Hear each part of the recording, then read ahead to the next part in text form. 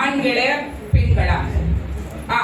குடும்பம் என்பது இயற்கை நமக்கு தந்த தலைசிறந்த அமைப்பு. ஒரு குடும்பம் என்பது தன்னை பெற்றெடுத்தவரையும் தனது வாழ்க்கை துணையையும் தனக்கு பெற்றெடுத்த குழந்தைகளையும் கொண்ட அமைப்பு தான் குடும்பம். இந்த குடும்பம் தான் நம்மளை அன்பும் சீராட்டி பாராட்டி பாதுகாப்பாகவும் இருந்து வளர்கிறது. இதுல எந்தவித ஐயப்பாடு இல்லை. ஏனென்றால் அந்த குடும்பம் தான் அன்பின் அடையாளமாகவும் நட்பின் உறவுகளின் சங்கமமாகவும் மகிழ்ச்சியின் உறவிடமாக திகழ்வதில் ஐயமில்லை. இந்த ஆதரவையும் பண்பையும் தந்துக் கொண்டிருக்கின்ற இந்த குடும்பத்தில் எப்படி நிலைகள் இருக்கிறது என்பதை பற்றி சிறு உரையாடல் தான் இங்கு. வள்ளுவர் பிறந்தடி கூறியது மாதிரி இயல்பாழ்வான் என்பான் இயல்புடைய மூவருக்கும் நல்லாட்சி நின்ற துணை. நாங்க இங்க ஆண்களா பெண்களா வள்ளுவர் கூறவில்லை, வாழ்க்கை துணையைத்தான் கூறினார். அந்த வாழ்க்கை துணை ஆணாகவும் இருக்கலாம் பெண்ணாகவும் இருக்கலாம்.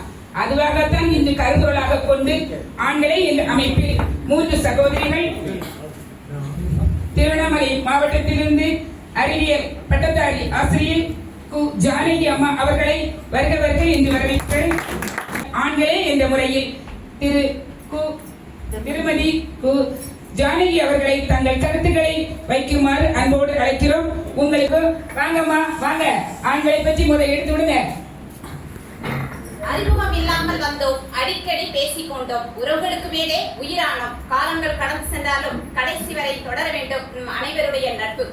இந்த 29வது நண்பர்கள் விழாவிற்கு வந்திருக்கின்ற என்னுடைய அண்ணன்களே, தம்பிகளே, மாமன்களே, மச்சான்களே, அத்தான்களே, என்னுடைய தோழர்களே, உங்கள் அனைவருக்கும் என்னுடைய உரிமையான வணக்கத்தை உரித்தாக்கிக் கொள்கிறேன்.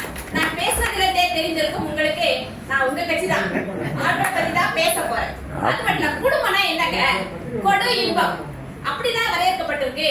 குடும்பம் என்னும் வீடு வெறும் செங்கலால் கட்டப்பட்டது அல்ல, ஆண்கள் என்னும் நம் நம்பிக்கையாலும் அவர்களுடைய திறமையாலும் கட்டப்பட்டதுதாங்க குடும்பமே. இதுல குடும்பம் தான் அப்படின்னு பேசுறதுக்கு 3 பேர் வந்திருக்காங்க. எப்படி ஜெயிக்க போறாங்கன்னு தெரியல. இதுக்கு முன்னா நம்முடைய சின்ராசையா பேசினாரு, பெண்கள் ஆலமரம் மாதிரி சொன்னாரு. எனக்கு தெரிஞ்சு இந்த பேரவை கருணையா என்னும் ஆலமரமா இருக்கிறதுனாலதான் இன்னைக்கு பல விடுதலாக இன்னைக்கு வளர்ந்து கொண்டிருக்கிறோம்.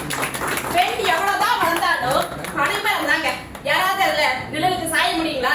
கண்டிப்பா முடியாது, அது உங்களுக்கே தெரியும். அது மட்டும் இல்ல, இப்போ ஒரு பொண்ணு பார்க்க போறோம்னு வச்சுங்களேன், சரி நம்மளும் வேலையில இருக்கோம், ஒரு வேலை பார்க்கற பொண்ணா கல்யாணம் பண்ணிக்கலாம் அப்படின்னு சொல்லிட்டு நீங்க போய் கல்யாணம் பண்ணிட்டு வருவீங்க. அப்ப நம்ம தான் சொல்லுவாங்க, சொந்த வீட்டு கட்டிக்கலாங்க, நம்மள இஎம்ஐ போட்டுக்கலாம் அப்படின்னு சொல்லுவாங்க.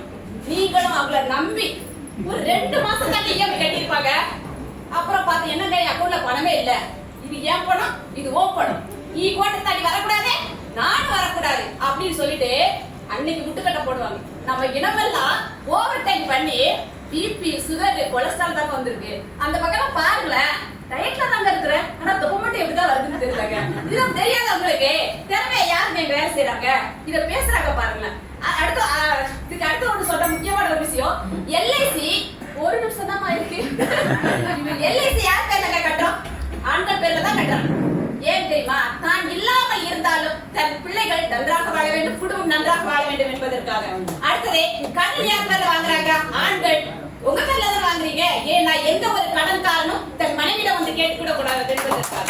ஆனா சொத்து மட்டும் யார் பேர்ல வாங்குறீங்க? வீட்டுல நீங்க போய் வாங்குவீங்க இல்லையா? அது மட்டும் இல்லங்க, இன்னைக்கு இங்க சொன்னாங்க, சாப்பாடு கிடையாதுன்னு சொல்றாங்க. மனைவிக்கு பேர்ல வாங்குறாதான் வேற நாளுக்கு பொம்பளை பேர்ல போயிடாது, அதுக்காக வாங்கி வைக்கிறாங்க. வாங்குறதான் சாப்பாடு உண்டு.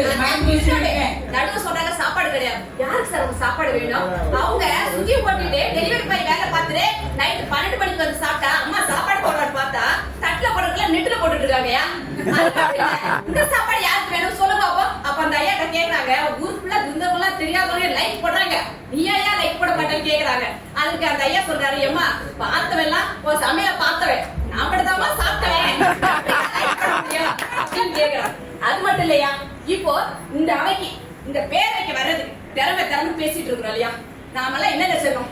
இந்த சேரீ எடுக்கலாமா, டிசைன் வச்ச பிளவுஸ் தைக்கலாமா, அதுக்கு 1000 ரூபாய் செய்யலாமா, 2000 ரூபாய் செலவு பண்ணலாம்னு பாரு இல்லைங்களா? ஆனா இங்க நம்முடைய முத்துமணி அண்ணன், கருணையா, இவங்க இருக்க ஆளுமைகள் எல்லாம் என்ன பண்ணிருப்பாங்க?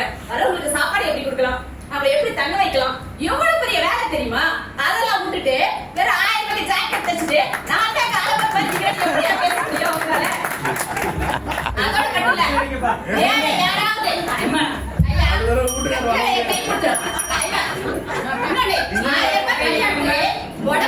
மொய் வைக்க போறோம் வைங்களேன். அந்த மொய்க்கு 10,000 ரூபாய் செலவு பண்ணுவாங்கய்யா.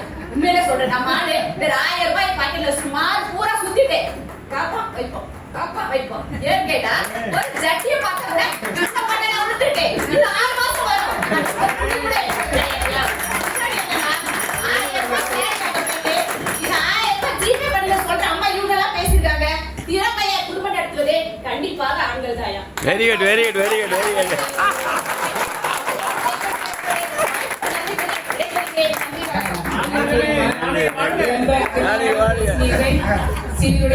ஜானிக்கு வாழ்க.